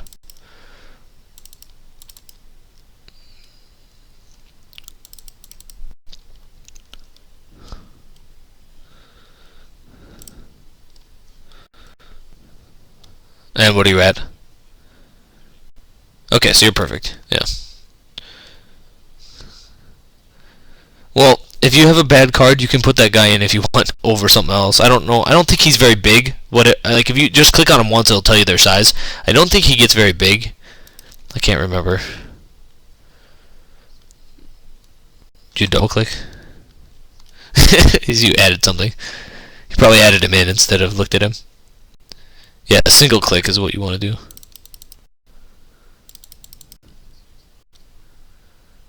It's not terrible. Actually, he's not bad. You might want to put him in over something that's not very good, because he's actually going to give all the couple of zombies you do have regeneration, and then he'll also regenerate himself. So he's probably better than the zombie infantry. I'm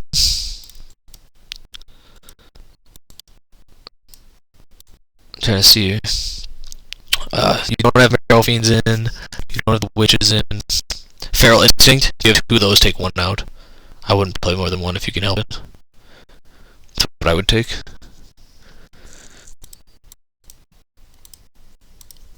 Okay, so I'm still finishing this deck, and then this guy's gigantic at level 3, so I'll probably play him.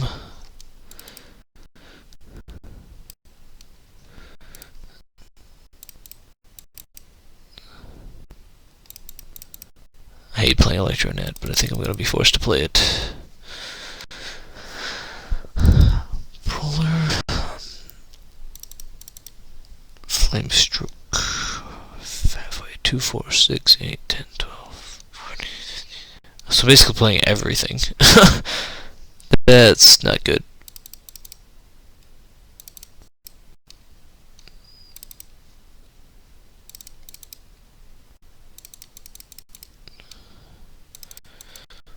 So basically your deck choices are extremely limited. The only thing you get a choice on is, like at the beginning, is what 2 factions you want. But no matter what factions you pick, you basically are stuck on every single card.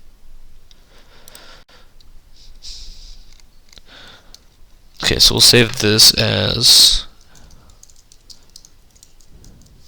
You probably had 1, and you probably gained another one. There was a Tempe's Necrum and an Utur Aloyan, I believe, is what they are. It's 2 different factions. Yeah, there's an Aloyan Necrum and a Tempe's Utur. That's what the other 2 starter decks are. Basically, you don't need to try to make those 2, because they pretty much use everything already. I would just add in any good card that you have and take out whatever bad one, you know what I mean? Whatever 1 card you don't need, if you wanted to make those. Okay. You got it already? Okay. This time I named the deck correctly. It wasn't a retard and named it ridiculously. Deck 1. Untimed. Okay, so the friends list is broken, as you can see here. It has the guy I just played against in my friends list. They don't have a recent players list, they just have a friends list, which puts recent players in it. So if I don't play against you every once in a while, you will disappear from my friends list, because it only holds so many people. They need to fix that at some point. And there's a lot of changes going into this game. Everything you see here now may be changed by the time you watch the video. Like, it just happens. It's still in beta. That also happens. There's some little bugs with that too. Just give it a second. Give it a second.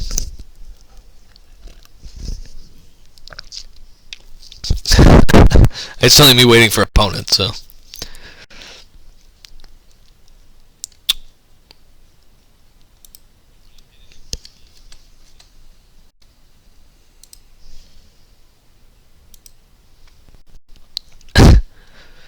Takes it a second.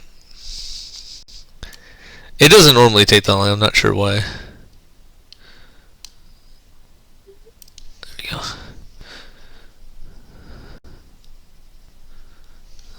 Okay, my turn.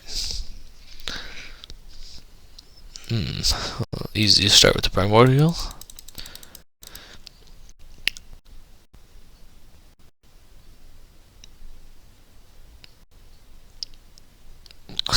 Over here with Cobb 101. We still haven't figured out why I put 101 in his name, but it actually sounds like kind of a cool name. Like if it had been like 97 or 106, it wouldn't have been the same. 101 actually sounds like you're going to teach people how to play or something. Or teach people how to be Cobb.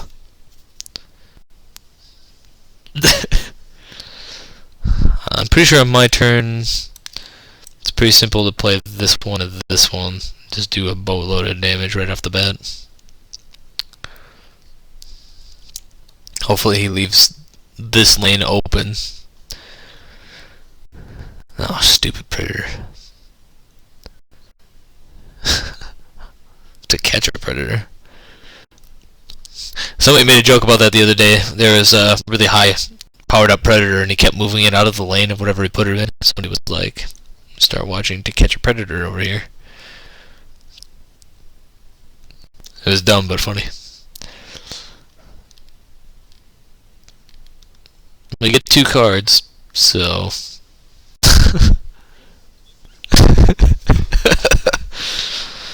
now see, the question on my turn is, I'm gonna play this here, but then do I play this into him and just take it out, or do I play it on the outside just for the damage? You are the one.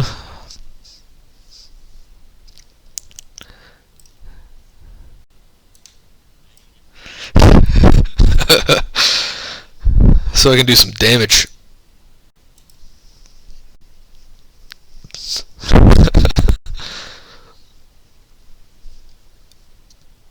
So now, my first attack brought him down to 86, which is a pretty good wallop.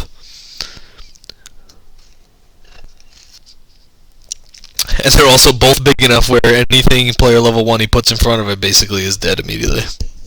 Except for maybe those 7/7s, but I would never play those. They're just terrible. Sometimes in a pinch at like player level 2, you put the 7/7 out to kill something, but in general I just try not to play them.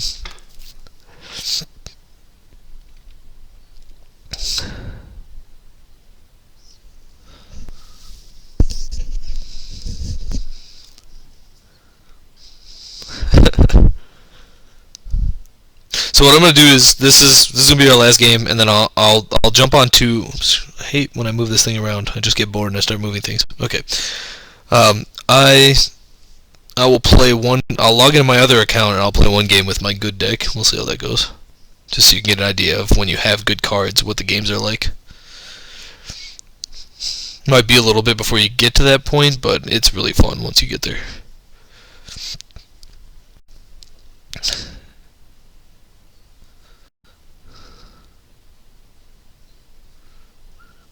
No, just go for it then. This That was a good play on the right because now your guy survives. You know, anything you would have put in front of my 6-2 is going to die. This way you put the zombie, he's still alive afterwards. It's pretty rough on all sides for me. I'm still going to be able to do some damage though.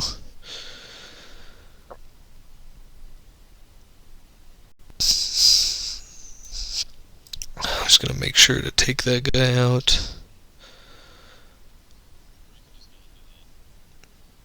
And we'll play this.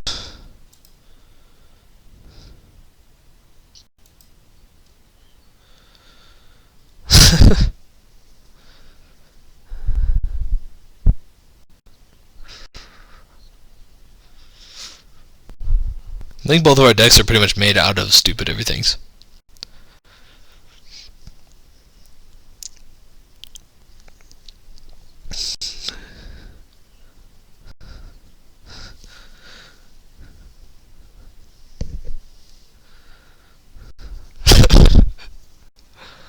Now remember that Aranti, although it's probably going to shrink back down to a 1/6, deals damage straight to things, so if you have to watch out for me pumping him up with something and then burning out one of your creatures. Yeah.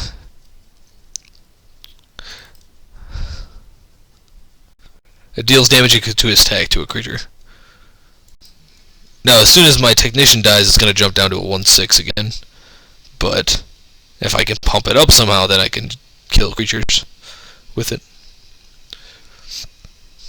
It's a pretty good card. I made a deck that it used these plus the Savants that pump things up.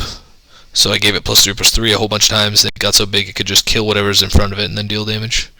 And if you do that, then you take care of it. So that's how that goes. Okay. I'll ruin my dreams.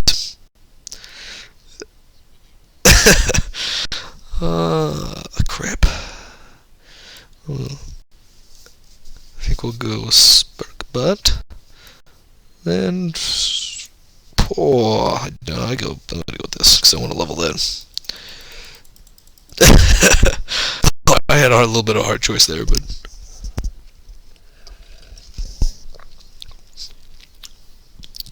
come on, you're just leaving that Wind Primordial out there to just beat the shit out of you. Yeah, but it wasn't big enough to kill it in one hit. Now I immediately regret putting that Spark Bot there because now I can't move the Primordial, but I have a 90% chance that you're going to kill it. Yeah, so it shouldn't matter. Still though, it isn't necessarily smart not to leave the lane open, but I want to kill whatever you had in front of it. I already forgot what it was.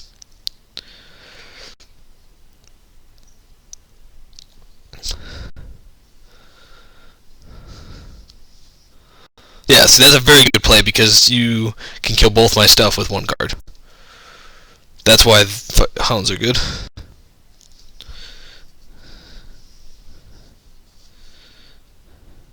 Okay, so yeah, I'll take a chunk of damage then. It'll be good. It's a good play. I agree, but it is a good play.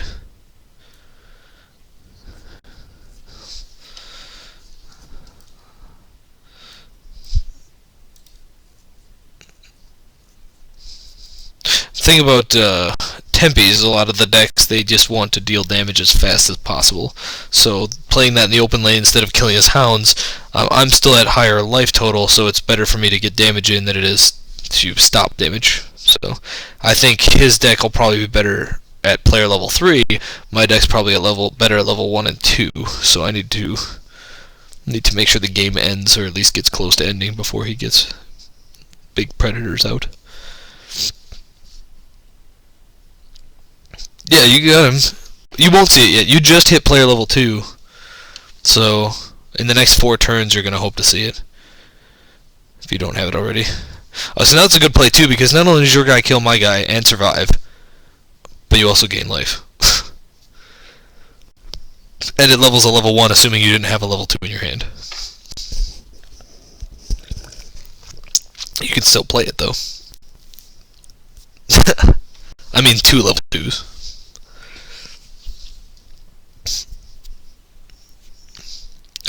One of the most important things you can do is make sure you get your level 3s out there. or get them to level 3. Well, that's kind of a bummer. Oh, I don't like... this is so saddening.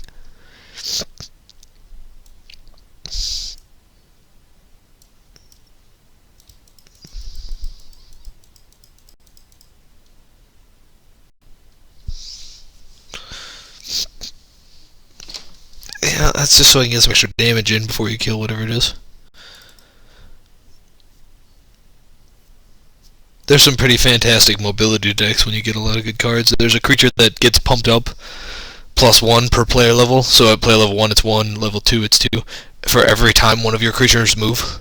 So if you're moving all these creatures around every turn, he just gets bigger and bigger. It's a pretty fun card.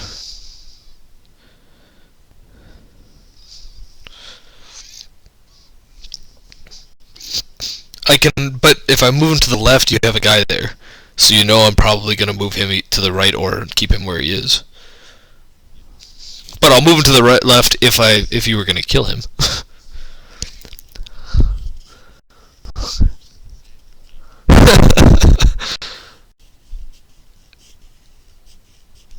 That's why I put in the Fellwalker. Oh no, I didn't have that guy out yet. Never mind. Well, you have to remember my Pulse Mage is also going to shrink whatever you put out. I can shrink something down.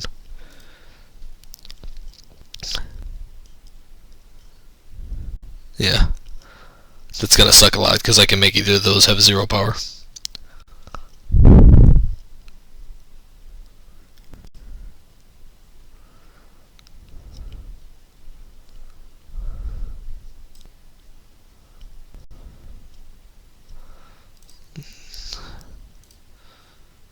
I can't do any damage to you, but...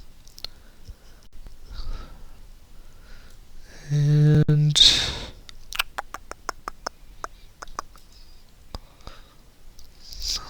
Huh, tough choice here. Guess we'll just go like that.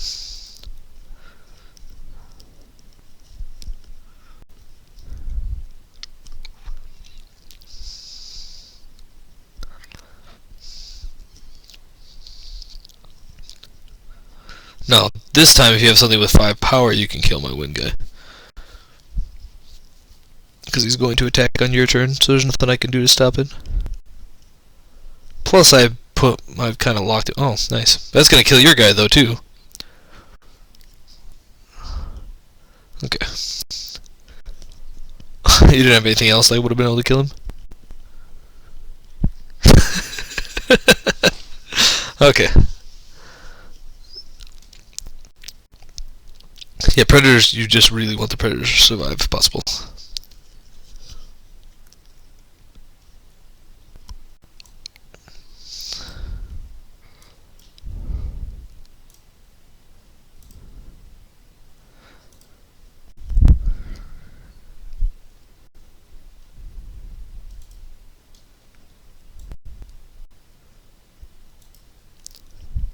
Yeah, the generals are pretty good at pumping the Arantes, so they can do some damage.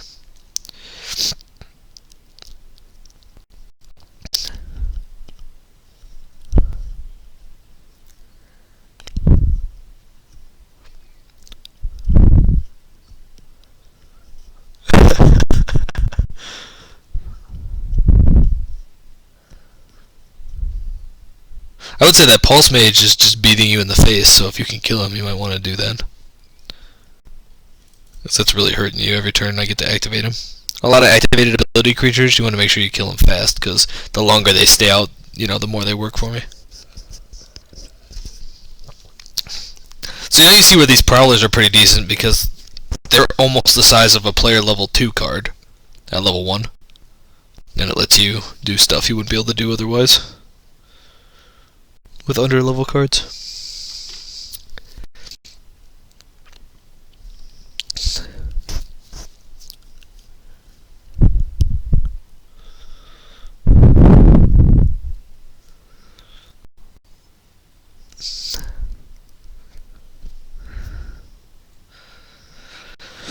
Okay. Let's see. Doing that no matter what.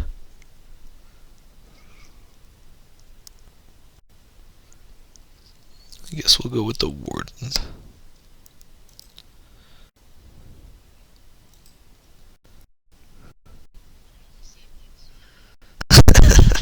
I'll let that one beat on me for like 30 turns if I have to. I don't really care.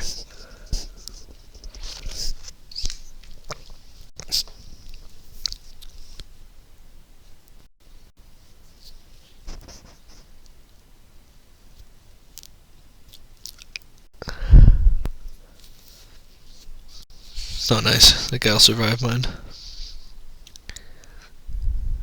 They'll kill each other and you'll get a seedling out afterwards. A sapling. Sorry.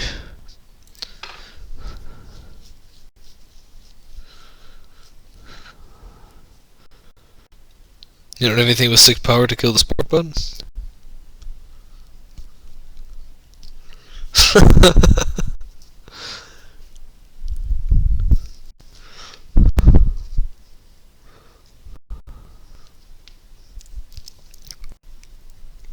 There we go.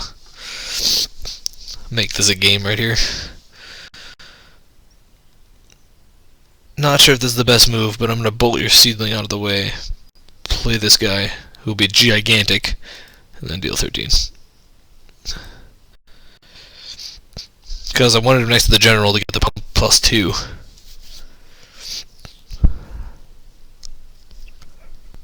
Now it puts you at pretty low health here.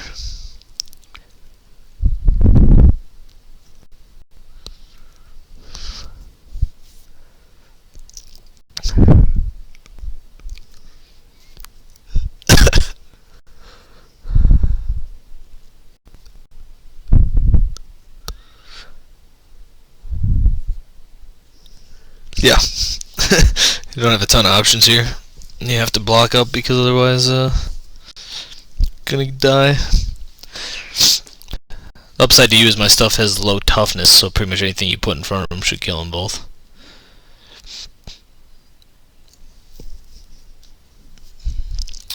It'll be nice to have a Zarath. If you get a couple more, you can make a decent zombie deck with a bunch of commons.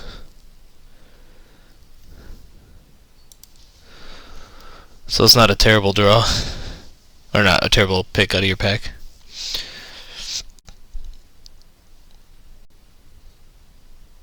It doesn't really matter what you pump here.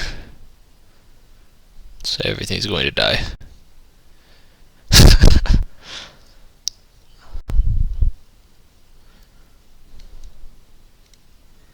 And all that's left is a seedling. Sapling, whatever.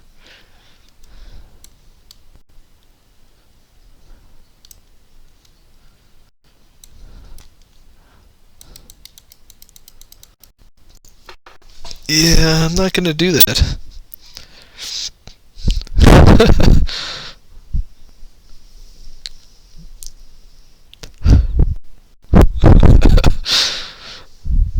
Yes, yes it is. I don't really know what else to say about that one.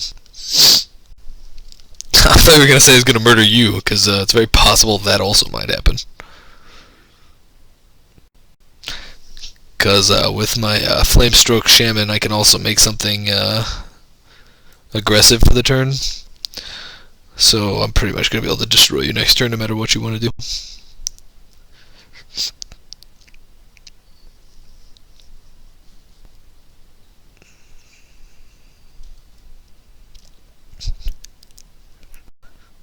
I kill you unless you can fill up at least 2 more lanes with your next card.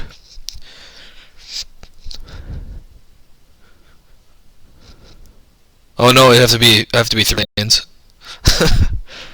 I didn't realize your sapling's about to die.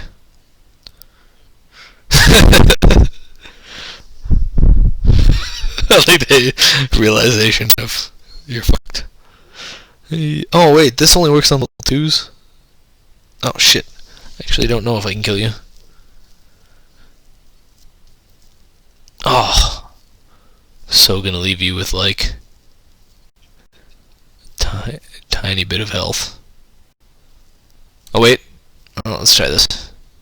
I don't really want to do the math, so I'm just gonna hope that's enough to kill you. 28. I'm gonna kill you by 1. Oh, it's not letting me use it. What the fuck? I don't know why it didn't let me use my shaman. Oh, adjacent creature. Oh, that's a terrible card. I realized I had to be next to him. Yeah, that card's really bad.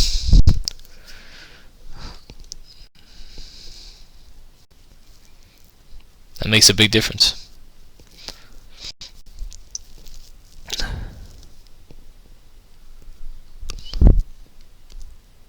Not that it's going to make any difference, I don't think, but...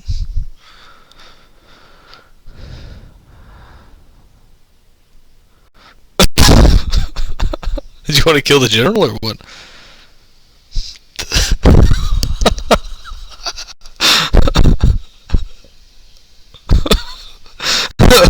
Yeah, you only get to do 2 things, so you might want to be careful with just doing stuff. Basically, you have to kill the primordial on this turn, or you lose. Do you have something with 11 attack? So you absolutely lose. If you'd have put something there and then something in the far right lane, you'd have been okay. But now I can just move over and beat you in the face.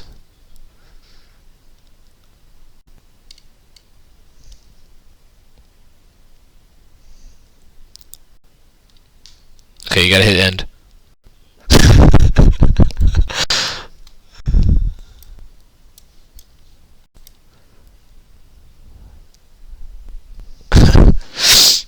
There we go. Another win.